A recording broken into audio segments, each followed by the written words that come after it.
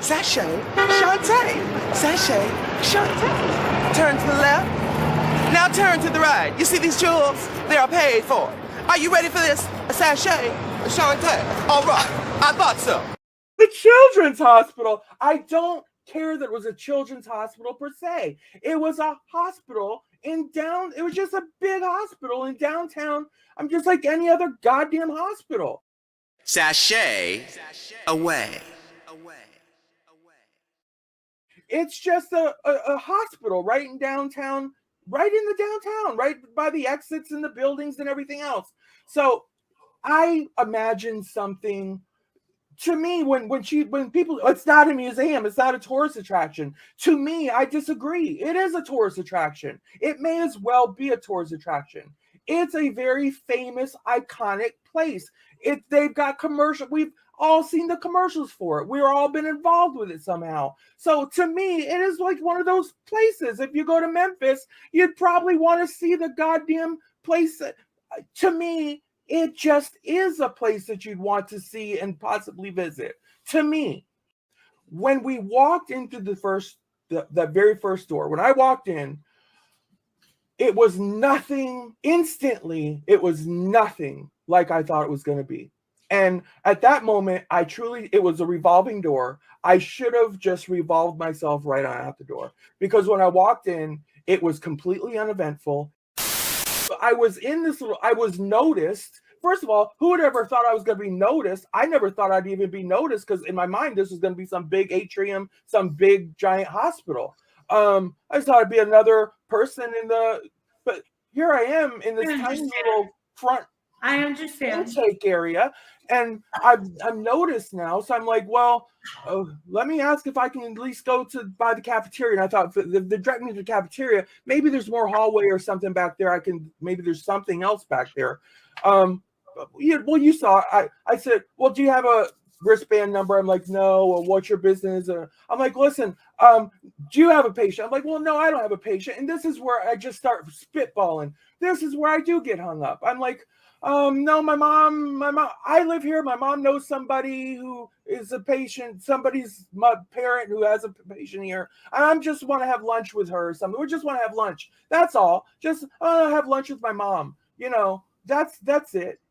Just to go to the cafeteria. And, well, do you have a COVID? I've been tested for the COVID, which I have. I've had a booster and two original COVID shots, but I don't have a card with me. And the only reason I was looking for the card, really, is now I am kind of like in over my head, because I'm like, one, I just said I had the COVID card. And I'm like, I don't think I have that COVID card in my purse, but let me check it just to make sure. I'd like to believe if I have this COVID card, I can maybe just get through, I guess. But I didn't have the COVID card. And I said, well, can I just wear a mask or whatever? And they're like, no, you can't wear a mask. You're gonna have to. I'm like, okay. And I just left. It was really no big deal. But in hindsight, like I said, it wasn't even worth. There was nothing behind there. I'm telling you, their cafeteria would have been uneventful too. I can tell. I should have just walked in and walked right back on out. I didn't want to act like I was going in the cafeteria all by myself to eat and be lonely. I'm meeting somebody here for lunch. You know what I mean? Fuck off. I don't care. Sashay away. I had no idea that I was trespassing. You still shouldn't have lied. I'm sorry. Okay, and then listen. Oh, but you were looking for a side door. Shut the fuck up, people. Let me tell you, I'm an entertainer, okay? I got a couple hundred people or so watching, all right? I just got shot down trying to get inside a place. Shut the fuck up. I was looking for a side door. I was bantering. I was entertaining. I was being silly. So we're walking around. Did you ever see me approach a side door? Did you ever see me jiggle a handle? No. In fact, I knew full well where a side door was because it was just around where I was originally filming at. There was a side door in the complete opposite direction. Cops, listen, they were hot and they were heavy. And I mean, that was very evident from the get-go. All of them. I mean, I was trying to figure out who was security, who was PD. I mean, I was trying to figure out who the hell were these people. Who were they? What were their positions? Because they were just firing all over the place. But we'll get to that. But at the end, let me tell you, when the security guard pulled up or whatever, they were going to finally take me to get my vehicle. First of all, I never anticipated getting in a vehicle. It was a rather short walk. I just assumed we were going to walk it. But whatever, they put me in the car. They put me in the front seat, which I thought was odd because the officer, the guy, the loudmouth was actually from the police department. The guy driving was the security personnel from St. Jude.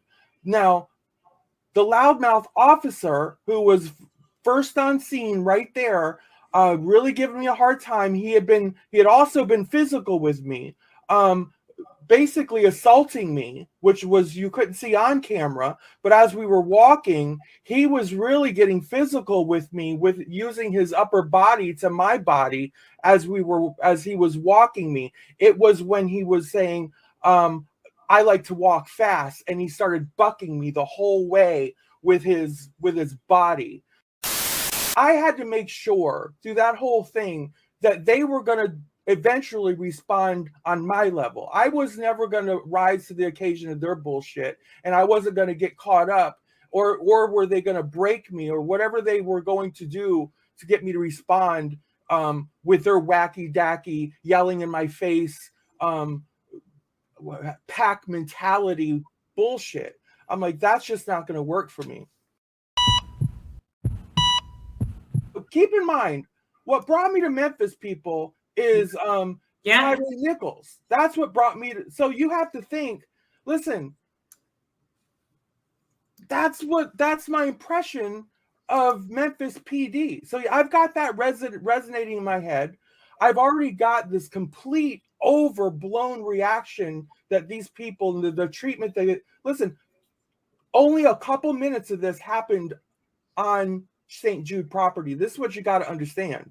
Everything else took place on public property after this major threat that I posed was already disarmed, right? They removed the threat within a minute or two of their arrival. I was no longer a threat, but all of this lengthy drama took place on public property. So St. Jude had nothing to do with it other than this point, other than my vehicle still being in a parking garage. I was never a threat from all that time period to St. Jude or its precious children or its sick children at that point. None of it.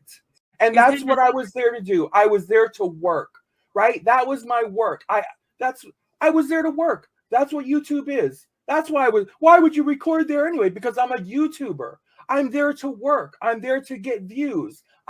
It's a location. It's a backdrop. It's a place. It shouldn't be a backdrop, but it is a backdrop. It's a famous fucking location. I have drilled it to my audience. I have drilled it to the day I started coming on.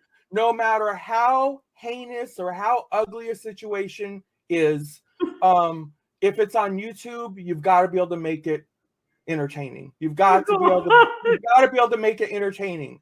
So I had to be able to make this situation entertaining for my people.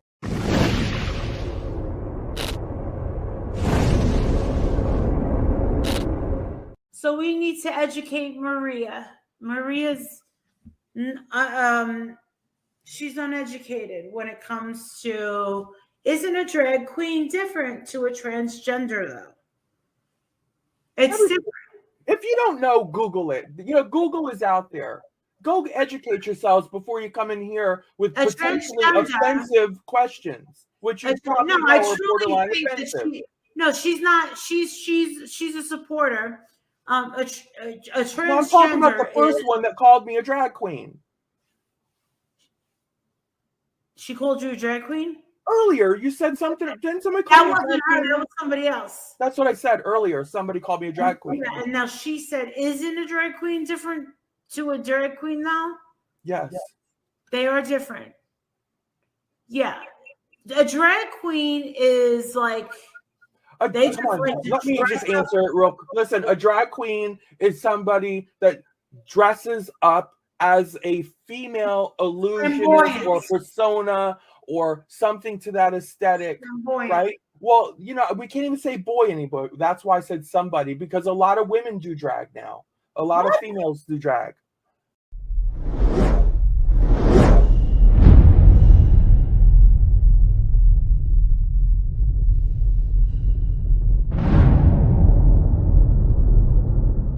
The children's hospital. I don't care that it was a children's hospital per se. It was a hospital it was just a big hospital in downtown. I'm just like any other goddamn hospital. Quality content, people. You better be super chatting me.